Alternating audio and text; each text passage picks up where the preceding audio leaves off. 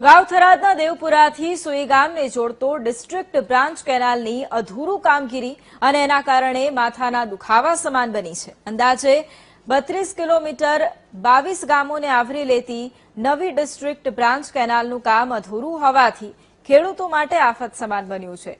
પડેલા ભારે વરસાદને કારણે કેનાલમાંથી યોગ્ય નિકાલના અભાવે આસપાસના ખેતરોમાં પાણી ફરી વળતા બાજરી અને જુવારનો ઊભો પાક પાણીમાં ગરકાવ થઈ ગયો છે। મોટા પ્રમાણમાં જમીનનું ધોવાણ થતા ખેડૂતોને લાખો રૂપિયાનું નુકસાન વેઠવાનો વારો આવ્યો છે। જેને લઈને રોષે ભરાયેલા ખેડૂતો તંત્ર સમક્ષ કેનાલનું કામ યુદ્ધના ધોરણે પૂર્ણ કરી વરસાદી પાણીના કાયમી નિકાલની માંગ કરી રહ્યા છે।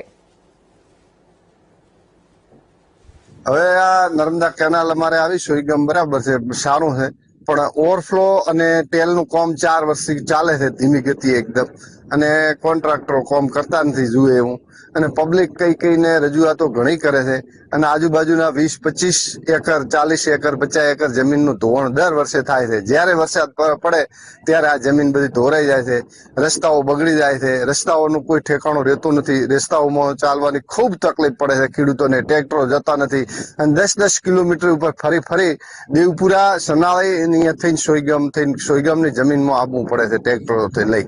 આ કેનાલ છે થરાદ દેવપુરાથી સોઈગામ નવી બ્રાન્ચ કેનાલ બનાવી રહી છે। એને લીધે 2 વર્ષથી અમારા ખેતરની અંદર પાણી આવે। 2025 ની અંદર પણ પૂર આવ્યો ત્યારે પણ પાણી ખૂબ આવ્યું હતું અને પાક અમારો નિષ્ફળ ગયો હતો, અને ઓણ વરસાદ વરસવાથી ઓણે પાણી ખૂબ આવ્યું છે અને અત્યારે પાક નિષ્ફળ ગયો છે।